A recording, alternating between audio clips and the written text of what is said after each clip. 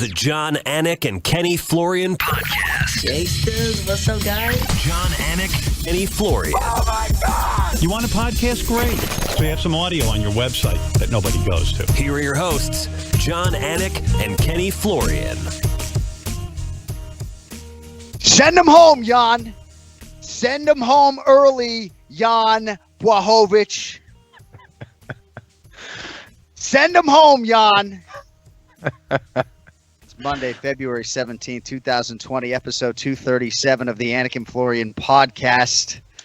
Ken Flo, looking good, looking in shape today. Jan Blachowicz, the forgotten man, right? Don't have your light heavyweight title conversation without talking about Poland's Jan Blachowicz. I was on Misha Tate's radio show last week, Ken Flo, and they asked me, what's next? Is it going to be the Reyes rematch? And I still would put that at the forefront of the conversation, and I'm definitely getting ahead of myself. But nobody was talking about Jan. They were talking about Corey Anderson, the minus 250 favorite, the much better version of the guy that beat Jan in 2015. And I think people just forgot about Jan Blachowicz. And I think big picture off the top, it's just a cruel game, right? And, Corey Anderson paid the price for choosing to stand and trade and try to box with the powerful pole, and Jan Blachowicz rules the day, kid.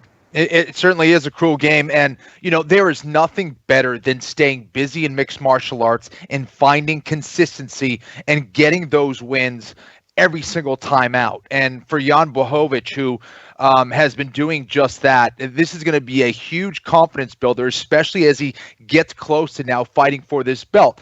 It seemed like Jon Jones was trying to kind of push the narrative towards, hey, that's my next fight. He almost wants to avoid that Reyes match, which I thought was kind of interesting. But yeah, I agree with you. I think Reyes is next, but Blachowicz could be a great plan B. And who knows, maybe he does jump ahead to the front of the line and get this fight against Jon Jones. But he's doing great. He looked phenomenal. Just a brutal counter shot right down the pipe against Corey Anderson. So I can't say that Jan Blachowicz ever had a bout agreement for a light heavyweight championship fight against Jon Jones, but I know that fight was discussed before Jan fought Jacare Souza. And twice now, Jan has put his contender status on the line.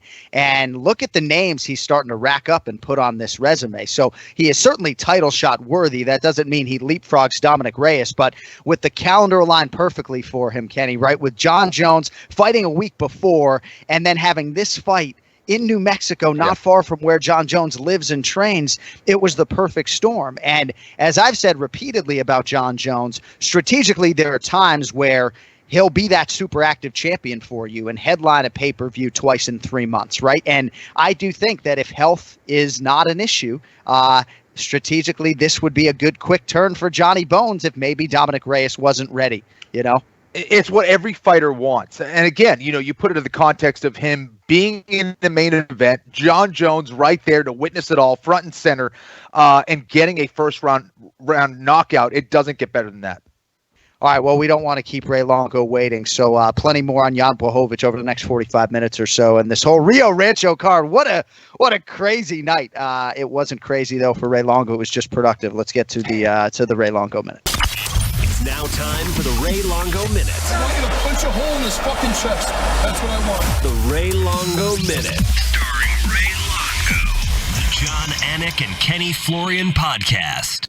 Well, the train is leaving the station. If you want on the Merab Dwalish-Willie bandwagon, you better get on there soon because this kid could be 5-0 in the UFC. 3 consecutive wins, at least on paper, for your guy Merab, and fought a really tough Casey Kenny. You got to be pretty over the moon with that performance, I would think, over the weekend, man. Congrats. Yeah, no, thank you very much. It's always so much better doing this show on a win than it is on a loss. So this is great. Again, he's a great kid, and Casey Kenny was a really tough opponent. We knew it wasn't going to be easy. It was definitely a competitive fight. I think towards the end, Merab, he just doesn't stop and he keeps going. But more importantly, I like what you said at the beginning. I mean, I love the way the universe corrects itself because 2 losses that I thought he shouldn't have had, and this is the way it works, man. I think it's coming back and he's looking good. He's 3-0, 3 wins in a row now, and he should be 5-0. And, to that, I'll tell you a quick story before we get going with some of the questions. But we're in the dressing room, and the ref comes in. He's, going over the rules. He's a new guy. I've never seen him. He's from New Mexico. And he gets done. We're on the old rules, the same stuff that they go through. You have any questions? And Merab says to him, yes, I just want to let you know I'm willing to die in there. And if I'm in a bad position, please don't stop. Now, he's looking at this guy. The kid's a young kid. I'm looking at the ref, trying to listen to him. It's kind of like broken English. And he's like, I've been in bad positions before where they said I was out and I wasn't out. So if you can, I have no problem dying. Just let the fight go on. I'll be okay. And Merab means that. Guy, you got to love this guy. He means it. Yeah. I love it. Oh, he means it. There's no question about it. He means it. Well, if some of our listeners don't know about what happened in Merab's fight against Ricky Simone, hop on that UFC Fight Pass there and just watch the end of that fight. But Ray, in terms of the universe correcting itself, Merab is going to correct all of this on his own. And for people who don't know maybe how special this kid is, right? Like when Chris Weidman walked into your gym, when you guys first aligned, everybody says, they knew he was special, right? And I'm not suggesting that Merab is a future champion, right? But he's got a lot of the intangibles. He's smiling. He's throwing the spinning stuff, cardio for days. What makes this kid tick? What makes him so special in your mind? Yeah, well, first off, you bring up a good point, but Weidman was a different animal altogether. Weidman, when he walked in the gym, he was an elite guy at the top level that nobody could touch in the gym. Matter of fact, most gyms, nobody could touch him at that time. Merab came in. Aljo would torture this kid with the wrestling. I mean, Merab took his lumps. He was always, tough and gritty. But, man, did he learn how to wrestle. I mean, this is a guy that corrected all his mistakes. He's got losses, but all of those losses would never happen today because whatever he lost, he was a great example about, win or learn or whatever the saying is. He would go back. He lost the fight because of wrestling. He made it his case to wrestle. And I was talking to one of the guys at the gym, Jamie Franco. He's a coach at Hofstra, and he said what amazes him more is that he never wrestled. He's got no wrestling credentials, but he really put the time in. And, it's thanks to Aljo and Iaquinta and the rest of the guys. They just work so well together that, again, if he would have lost this fight, whatever he lost on, he's coming out. He's not getting down.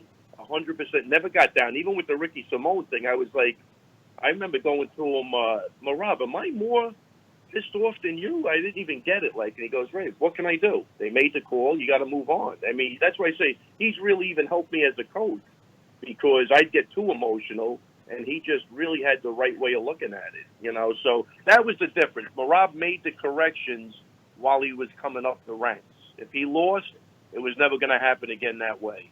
And that's the beautiful thing about him. And just an infectious personality when you meet him. He's just a great kid. And I say this in all due respect. Any immigrant coming into this country should follow Merab's way of doing things because, man, he could win your heart over. And, again, if I was to immigrate to another country, I want to do what Merab did coming here. I'm not slanting anybody like that. I'm just saying what a great example of a human being this kid is. Yeah. No, and he truly lights up the room. There's no doubt about it. And, hey, man, going toe-to-toe with Aljamain Sterling every day is a huge feather in his cap. And you got to think if you're not getting better, you're probably getting worse. And he's certainly not getting worse. This is a big win. I know Casey Kenny's undersized, but, again, you got to feel pretty good about it. It took 237 episodes, by the way, for Jamie Franco to get a shout-out. And then we butcher his name. So did you stick around for Jan Blachowicz, or did you just get out of there after Merab's brilliance? Only because I had to get a 6 o'clock in the morning flight. Even though it was early, I just wanted to make sure because I got 3 guys fighting this weekend in Atlantic City, so I had to make sure I was somewhat, normal. So I did get out of it, but I did see the fight, and what a fantastic turn of events for that guy. I mean, against a guy who I thought was finding his groove. And I thought he was going to do the same thing to him that he did in the first fight. So hats off to Jan. He really landed a perfect counter and followed it up with a vicious shot. Do you root for these tri-state area guys like Corey Anderson, or not necessarily just because of the region? No, always. No, I'm that guy. If you're in the region, I'm rooting. Yeah. Because he's kind of a Midwestern guy, but I guess I'm he's the worst handicapper out there, John. I just go with what I like, and I don't even look into it. Right. Well, we're excited for Merab. We're excited for you. If he gets cut, we know he'll just glue it together himself and keep training, and we love him for it.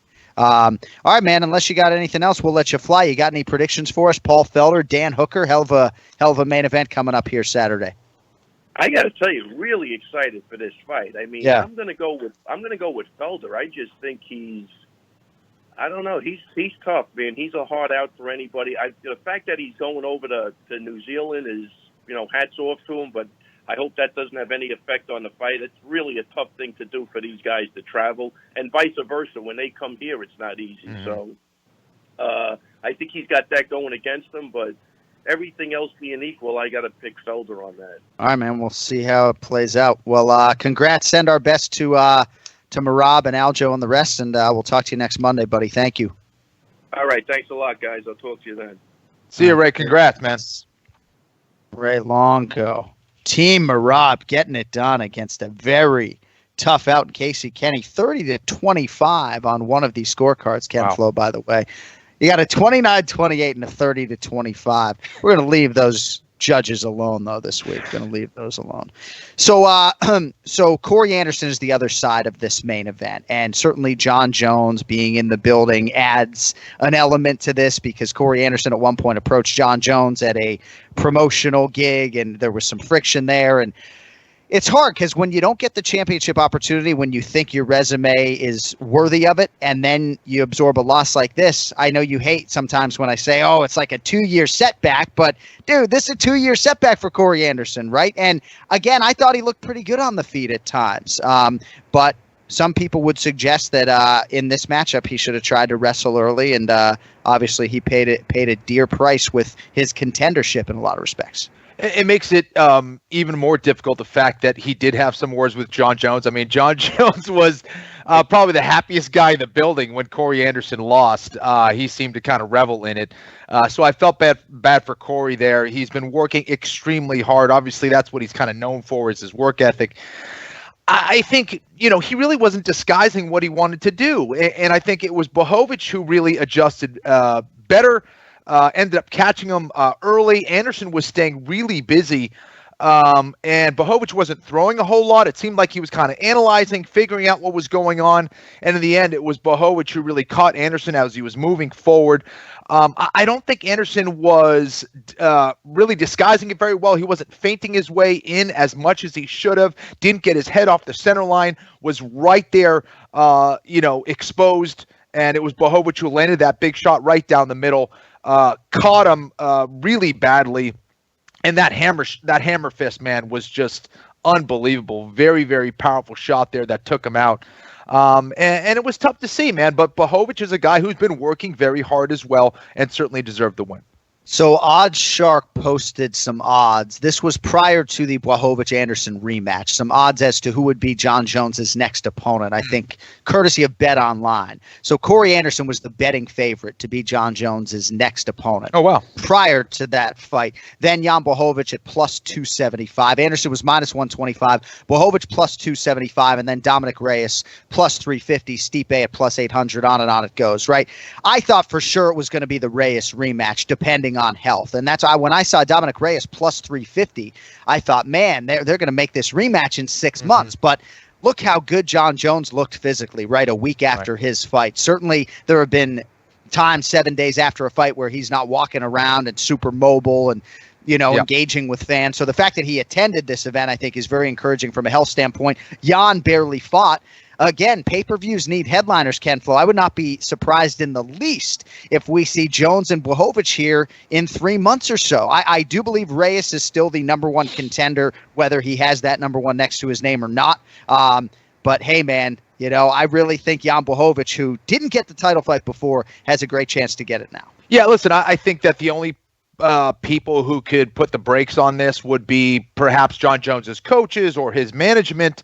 But as far as, the time and the turnaround, it does make sense for a quick fight. I don't know if Reyes is going to be ready for, a 2 or 3 month turnaround at this point. So maybe Bohovik sneaks in there and gets this fight against Jon Jones, and they kind of push back this Reyes rematch and maybe make it even a bigger fight later on.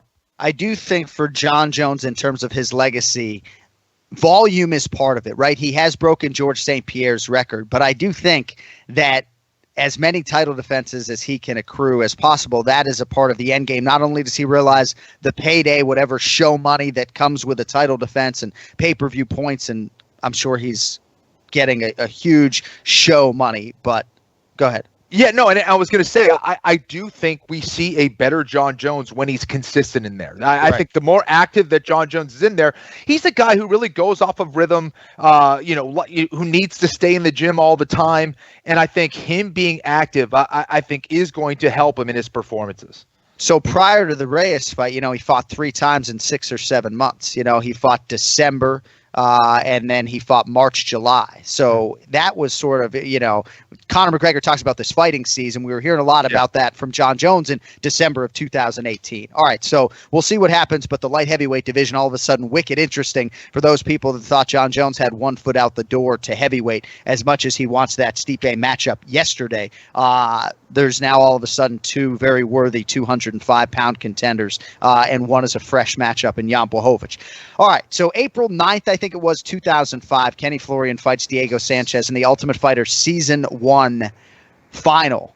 One of my best 185 pounds. 185 pounds. We got some real good Team Florian stuff later in the podcast today that I prepared, by the way. So Diego Sanchez, a winner by disqualification against Michel Pineda. So Pineda dominating the fight, an illegal knee late. Jason Herzog, the referee, did an outstanding job. Diego asked him at one point, if I don't continue, will I get the DQ win? The answer is yes, but Jason Herzog did not verbally give him that answer. There are so many different angles to all of this. I will start from a sports betting perspective and why there is no such thing as a sure thing. A lot of handicappers texting me, Michel Pineda, minus 160. Daughter's preschool account, what a daughter's college tuition on Michel Pineda, right? Looked pretty good in that 3rd round, but all of a sudden a legal knee and he gets the DQ. So don't bet on mixed martial arts. You got to be real careful with big money betting on MMA because anything can happen. It is the land of the unpredictable. So I'll start there. For Pineda bettors, I feel bad for you, but he's a wild man, so I kind of don't. Right. Your thoughts on Diego taking the DQ and everything that sort of encapsulated those final few moments of this one, kid? Second illegal knee of the night, by the way.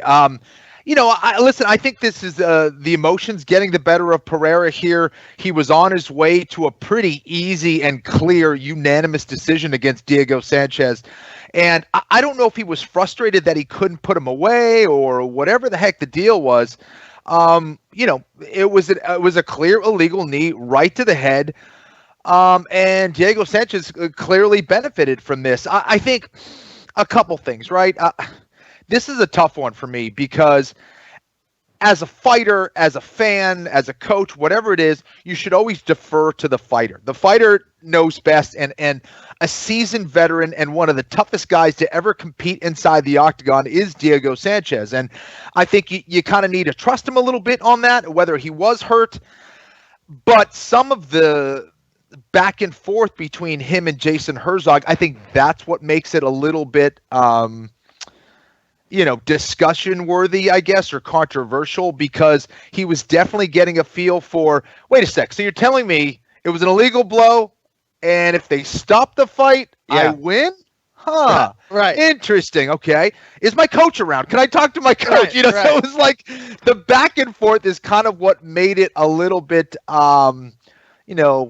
titillating, I guess, if you will, or tantalizing. I think Diego was getting beat. I think he realized he was taking a lot of punishment in that fight.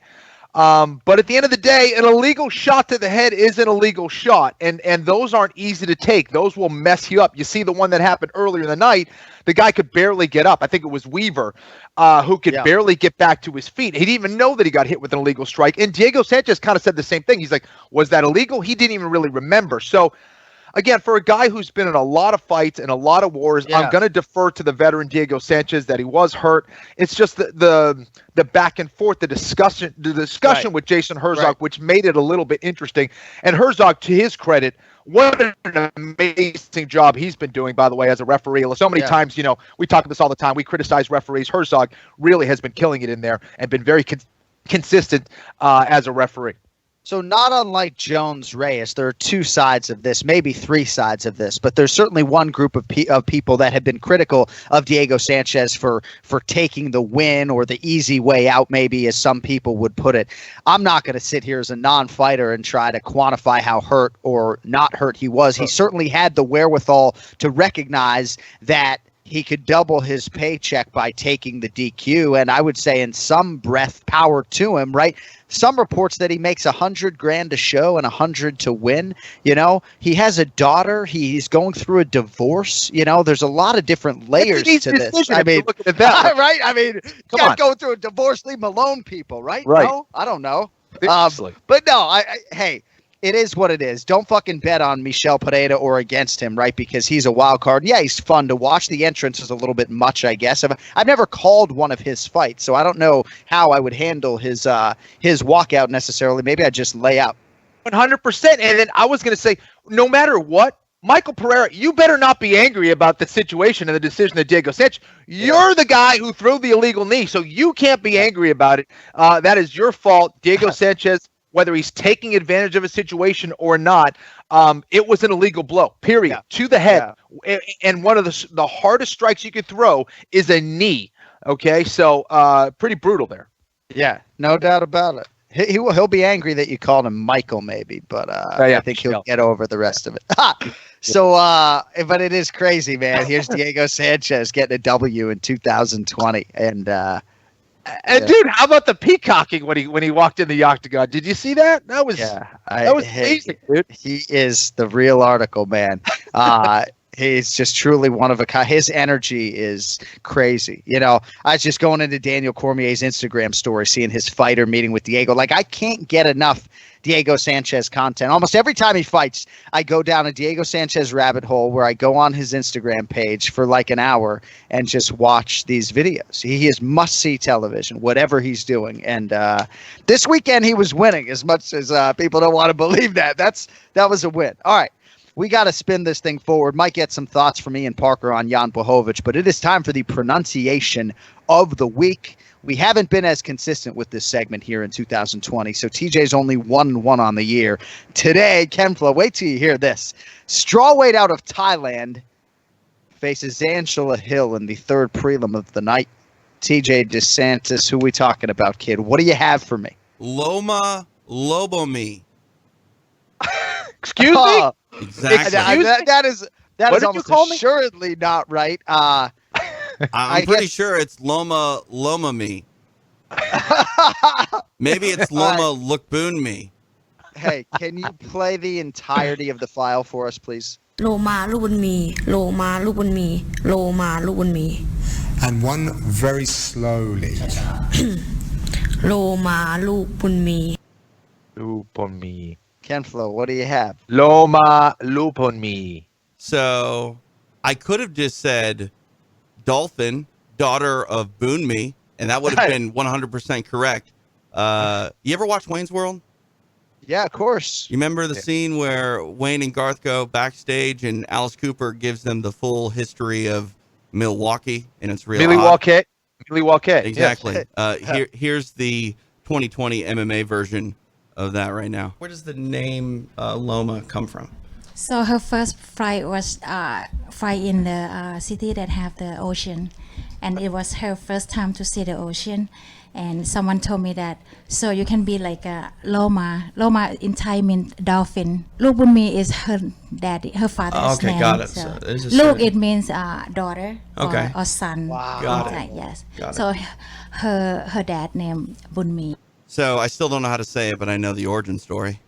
TJ, you fucking legend for going into the audio archive. So for the listeners that don't know, that is from one of her Invicta FC fights that you presumably called. So, no excuses to not get this name correct, but it just gives you a little bit of insight into what we're dealing with as announcers when all of a sudden, all right, I'm about to voice over her combo feature for the fight. Let me click on the audio file. And it's like, oh, okay. So then obviously there's a step that comes after that audio file if I open it up and it's not wholly decipherable. Kenflo, do you have anything? I have one more pronunciation. Kenflo's looking at me like I'm still trying to. The first two times you can't even replicate that. I mean, how do you thank God they asked her to do it slowly the third time around, but even then it's difficult. I don't know. Good luck. Yeah, good luck. Wow. So we after the combo was read on the broadcast at Invicta, we just went with Loma because that's a safe bet. Yeah, well, we'll see how they get into it this weekend on the UFC telecast. But so we have one bonus name today. TJ, we're giving you, you're 2-1 for sure. You should probably be 3-1 for going into the archives. We got a bonus name in the women's flyweight division. She faces Shauna Dobson, first fight of the night. I just want to hear the beauty of this Brazilian Portuguese. Can you just play the file, TJ? Priscila Cachoeira. Priscila Cachoeira. Cachoeira. Like a fucking cashew, right? Cachoeira. Maybe not. All right. Those are your pronunciations. Great job, TJ, as always. Let's make some picks. It is UFC Fight Night. Felder versus Hooker. Your men on the marquee. Let us get to the main event challenge. It's the main event challenge. Anik. The time is most definitely now. Florian. I finish fights! I'm going to do everything possible to win. The main event challenge. The Jan, Anik, and Kenny Florian podcast. Well, probably should have had Kenflo take this one. We got some breaking news. This important PSA brought to you by Manscaped.com. This is your pubic service announcement. After more than 18 months of research and development, the Manscaped engineering team has confirmed they have successfully created the greatest ball hair trimmer ever created. New trimmer just released moments ago. We are the first to confirm the new and improved Lawnmower 3.0 manscaping trimmer, now available for purchase. Third generation, by the way, the Manscaped trimmer features a cutting-edge ceramic blade to prevent manscaping accidents.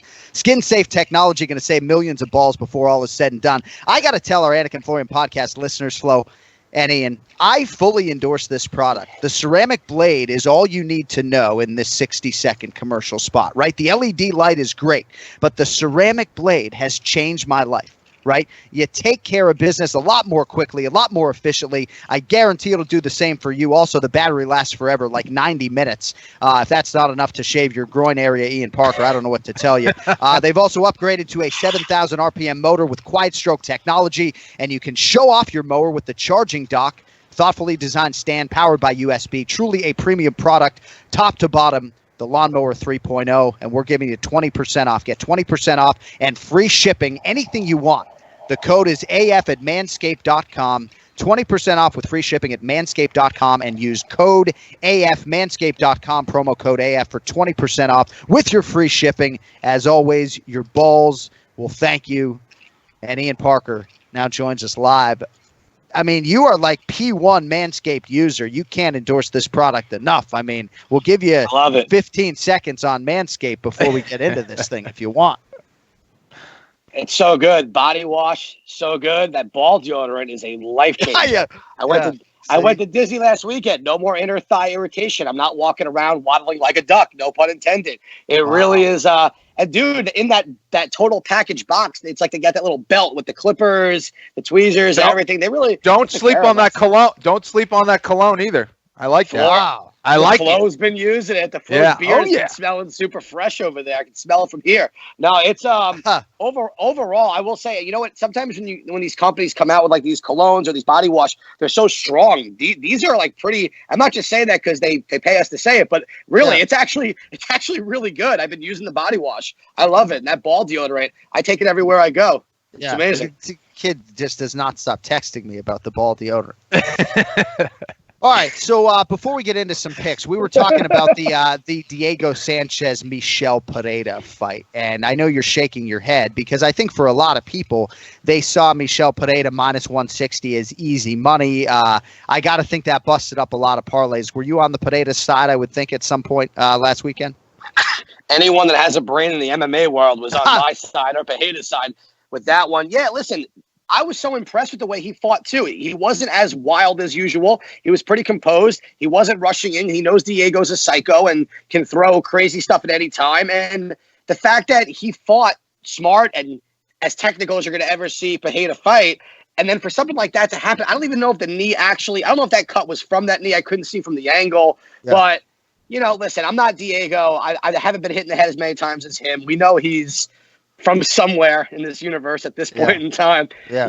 It's just when you hear him say to them, if I don't continue, can I win this? And when the doctor cleared him, that felt really weird to me. That wasn't your typical Diego. I thought he was going to be like, yo, I'm good, let's go. It just sucks. A guy goes 2.5 rounds, complete domination, and something like that. It wasn't intentional. It just, and in the betting world, man, that's rough. Because I thought it was going to end in some sort of draw or they were going to score it based on 2.5 rounds. I didn't think they were going to DQ him after that one, incidental shot. To me, that did not look like the same level as the Vargas-Brock Weaver situation, where Weaver was clearly knocked into a different world. I would agree with you that like vintage Diego Sanchez obviously throws down the gauntlet and fights on. But if I told you that he was going through a divorce and has dependents now, like, does that change your opinion when potentially it's a 6-figure swing for Diego? Not to mention the fact that he has a great chance to go out there and get TKO'd over the final however many seconds, I wonder what his contract's like. I feel like someone like Diego gets a guarantee whether he shows or doesn't show. I just feel like he just doesn't – I just don't see him winning really ever again at this level. And I knew he wasn't even – I'm surprised they brought him back to fight this dangerous guy in New Mexico in his backyard. I get it. Listen, everyone's got a story. Everyone's got dependents. But when I'm betting on these guys, I'm not doing it based on their life story. I just thought, like I said, if it was a shot that really put him out, like Brock Weaver – that was a very clear, like, holy shit, that's illegal. There's no way the fight's going to continue. It was in the first round. He was out of it. This was towards the end of the fight. I mean, did either one of you guys see if that knee really landed clean on Diego? If it did, I don't know. For the third week in a row, Ian Parker just ignores protocol and doesn't understand how mixed martial arts works. What is this fucking floating head talking about? I understand how it works. I'm being given my opinion, guy. Okay. Make it easy. Can you at least wait to the end of the show? No. At least wait to the end of the show. No, I'm just saying. At least wait to the end of the show. It's not. I'm so tired. It's not an opinion. It's law. You have to follow the rules, Ian. Do you know when you go to a technical decision and when you don't? Explain it to me. I'm all ears. So you guys need your own show. Cool. We don't. Oh, I've tried. No I've tried. Yeah. Here's the thing, right? Is he's tried. He's nice to me off camera. It's okay. Long story short, it just for a guy like Pineda, I hope they don't treat that for him as a real loss because I was really impressed with his performance, regardless how it ended. Jason Herzog, you should not have said what you said though out loud because we all heard you and you fucked up my bet. All right, let's make some picks, shall we? Team Anik has the lead, 19-14. UFC Roadshow hits Auckland, New Zealand this weekend. The show is wall-to-wall on ESPN+. UFC Fight Night, Felder v. Hooker. Got 5 main card picks for you today. That includes the main card opener in the featherweight division. Kevin Aguilar, minus 125, the favorite here against Zubaira Tuhugov, who comes back at plus 105. Ian Parker, we will start with you. You have the lead. You have the floor. Who you got here, kid? This is I've been going back and forth on this one. This is a really tough fight. Aguilar has looked, his striking, I think, will have the advantage here. I just think I'm going to call him Zuba. I know he goes by that in the nickname, and I'm not even going to try and pronounce that entire name on his end. Cool. But I think Zuba's wrestling is going to be what gets him the win here. I think in an underdog spot, there is some value. I think if he stands and trades, it's not going to be pretty. However, I think there's a distinct difference with the ground game, his wrestling, his level of control. And I think that's what gets it done here. So I'm going with the underdog. I'm going Zuba. All right, Aguilar coming off Dana White's Contender Series, Ken Flo. Pretty good in the UFC. The only loss in the octagon to Dan Ige. Tuhugov had that bout of inactivity that ended in Abu Dhabi earlier, actually later in 2019. What do you think? Pretty close fight on paper. You going Aguilar or Zubaira Tuhugov?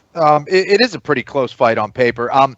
I like the Angel of Death. I like his nickname. I do think he's going to find a way to keep this fight on the feet. And I think the nastier the fight gets, the better Aguilar gets, I think. And if he can keep this on the feet, I think he's got the power. I think he has the conditioning to pull off the win here.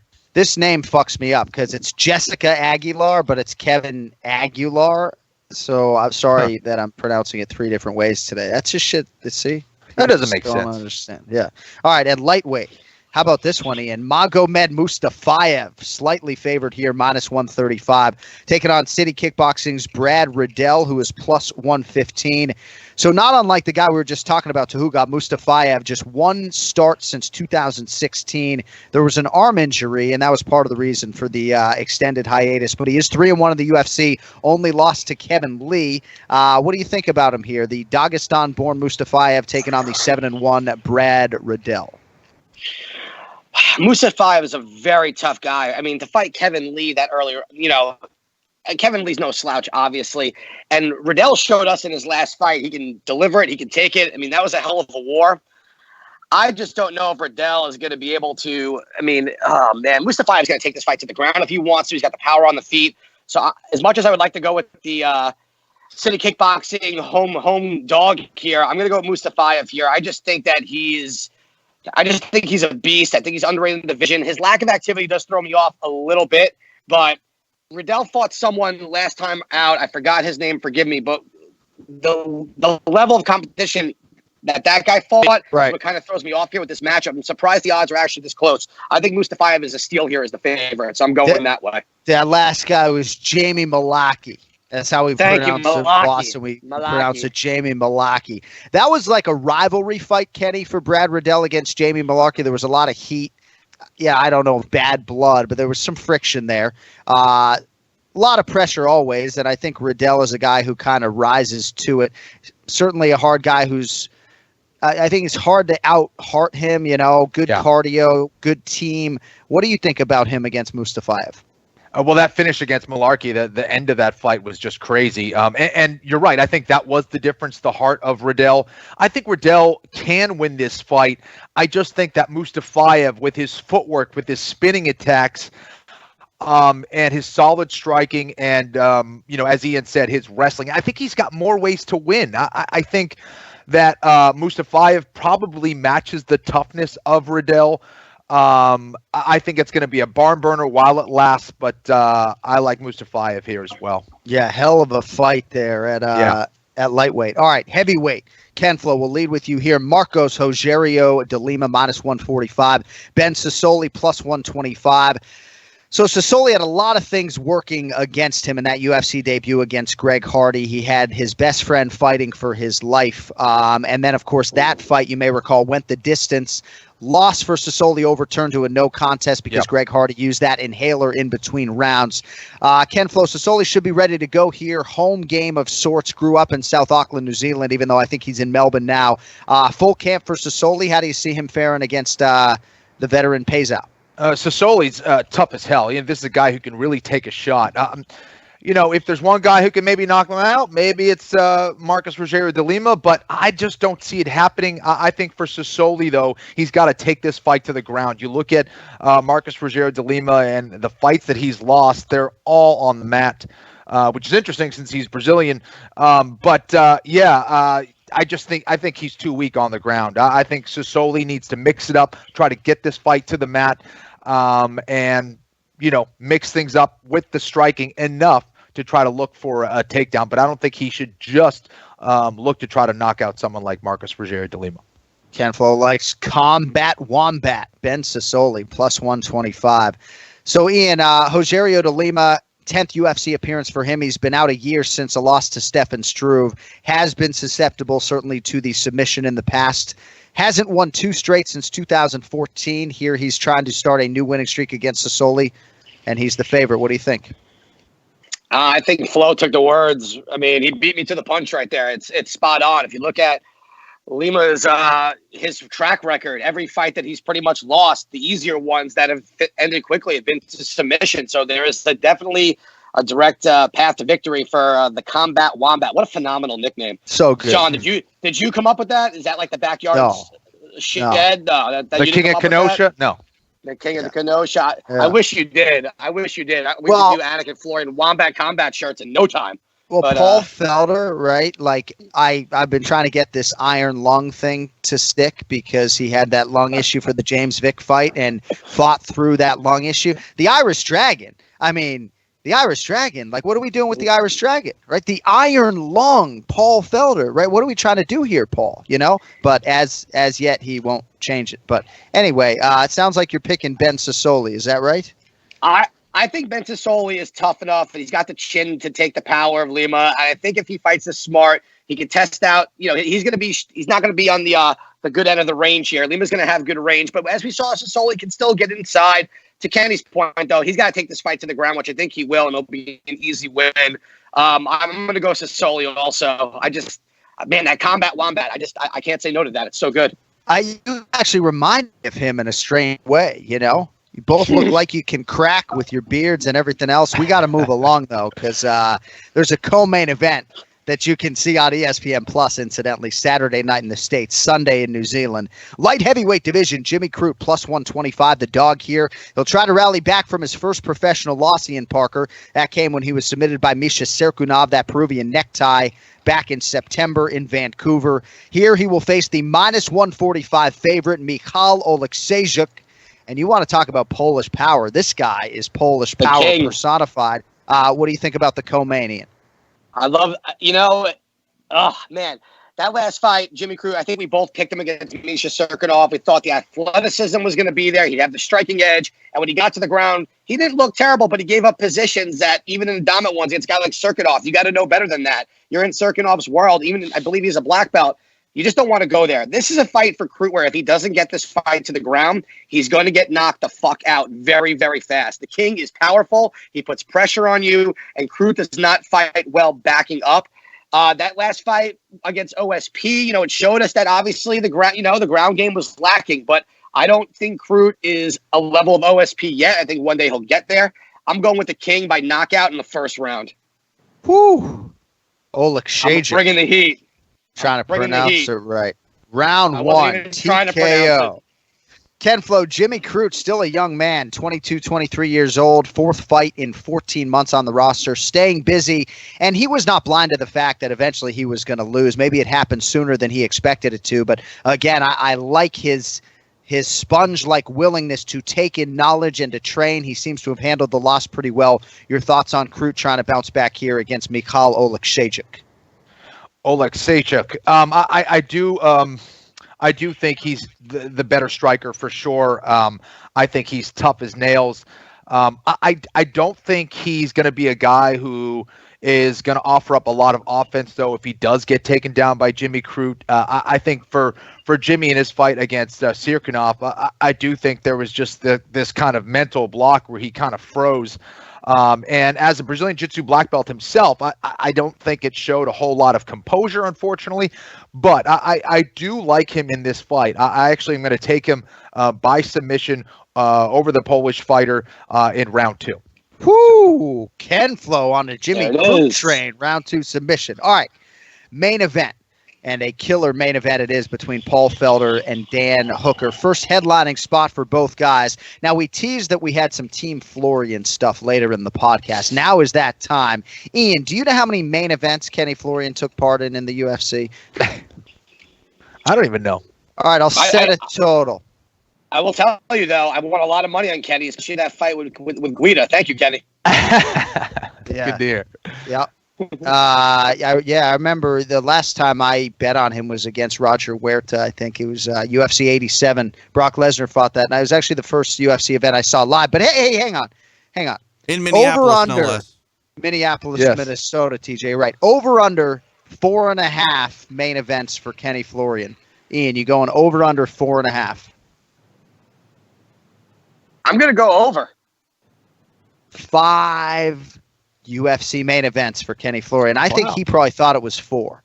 So you had the Ultimate Fighter 3 finale against Sam Stout in 2006 was your first main event. Dean Thomas in 2007, Spencer Fisher out, Ken Flo in, 2-0 in UFC main events at that point in time. Joe Lozon, 2008. Who can forget, right? I mean, Lozon still recovering from that ground and pound in 2008. So that moved Ken Flo to 3-0 in UFC headlining spots. UFC 101, when you fought BJ Penn. So Anderson Silva fought that night in a non-title fight. So you were the main event. See ya, accurate? See ya, Anderson. That's correct, right? The flow. Yeah. And then Takanori Gomi in North Carolina in 2010, bringing Kenny Florian's record in UFC main events to 4-1. Co-main has main in it, so we can open it. Yeah. You're missing one, too, I think. Go ahead. UFC 73, I think Kenny Florian was the last one who fought that night when he took on Alvin Robinson. Again, Anderson Silva got the bottom spot. Yeah, that was one of the only times that a fight has gone on after the main event. So I was the last fight of the night. TJ's right. TJ, you got a good memory, buddy. Well, but that's not a main event. Is that right, TJ? Well, Even though he was the last to walk. Are you not the main event when you're the last one to go out on television? Yeah, I think that's so. good. That's good. That's good, TJ. You're right. It's so funny going back and looking at some of these and seeing like these 3-fight main cards, right? I'm like, why couldn't I have been a broadcaster at that point in time with the 3-fight main card instead of the 6-fight, 3-hour and 45-minute main card after the 6 hours of prelims that preceded? You know, it's a different era.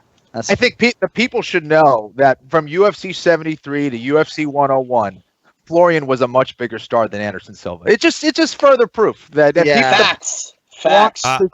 Florian. I literally had a radio show that argued why it would be better for the UFC if Nate Marquardt beat Anderson Silva for business. Oh, wow, man. Wow. Yeah. TJ's been around. All right, so Dan Hooker right now entrenched as the minus 140 or so betting favorite. Paul Felder plus 120. As always, we will need the round and the method of victory. Kenny, I just want to set something up here on Paul Felder. I threw out a tweet earlier. When you look at the career, right, only 4 losses for Paul Felder, 81% winning percentage. The 4 losses, Edson Barboza, unanimous decision in 2015. He avenged that one last year. Split to Ross Pearson that same year. He got the cut against Francisco Trinaldo in 2016. That's the only time he's been finished. And then the split decision loss to Platinum Mike Perry up at welterweight in 2018 that easily could have gone his way. So he doesn't necessarily have that signature win. I mean, the Barboza win is a top 5 win, so that's his signature win. But I do think when you look at the body of work, he's been a very difficult guy to beat. He's the underdog this weekend. Dan Hooker's on a tear as well. Who do you have in the main event? I'm starting on this one. Yeah, we're going to lead with you this week. Okay, cool. No problem. Listen, I think Felder is really tough, and he's just a huge 155-pounder. And for Hooker, I think if there's going to be a finish, I like Dan Hooker to get it. I think that he's got trickier weapons.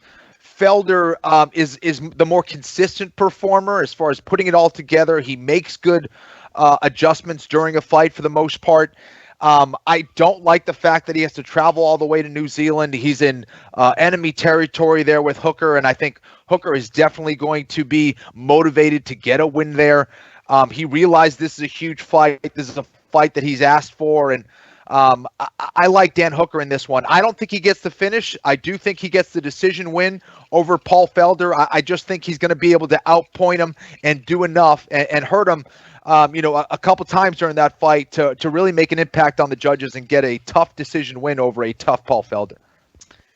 Hooker, 6 wins since June of 2017, 71% winning percentage. It's amazing to see his frame now and the muscle that he has added to it. And when you think about him as a featherweight, and he got a lot done in that division as well. But certainly City Kickboxing is a hard team to fade right now. Fade means go to the window and bet against, right? I think it's a very hard team to fade right now. Paul Felder has been perfect at lightweight since aligning with Duke Rufus. He draws a lot of strength from him as his chief corner man. They're also going to weigh in early, I think, in New Zealand, which is another component to this fight as well. Felder did get there way early, but this is a big ask, I think, to go into New Zealand and beat Dan Hooker. Your thoughts, Ian Parker, on the main event here, now 5 days away? Yeah, number one, to go back to the whole thing with Kenny being probably the most popular fighter that the UFC, more than Anderson Silva. Kenny was only minus 155 against Kit Cope. And I just want to say thank you, Kenny. That was someone asked me the other day what was one of the easiest bets I ever had. And I was like, yo, the guy from MTV's True Life is fighting the Flow. We're good here. Kenny, please don't kickbox with this guy. And you broke his arm twice and they won. You know, it's whatever. Prop bet was under 2.5. You did it for me. You're laughing because you know it's true. They probably gave you Kit Cope and you were like, they're giving me Kit Cope. This is amazing. You're like, I'll fight next week again. Perfect. I think Kenny pretty much broke it down perfectly here. As much as I want to root for Paul Felder, I think for a guy who's been around as long as he has fought when they asked him to do it, he's taken a lot of damage. Hooker is this is the wrong time for Paul, I think, to be fighting Dan Hooker in his backyard.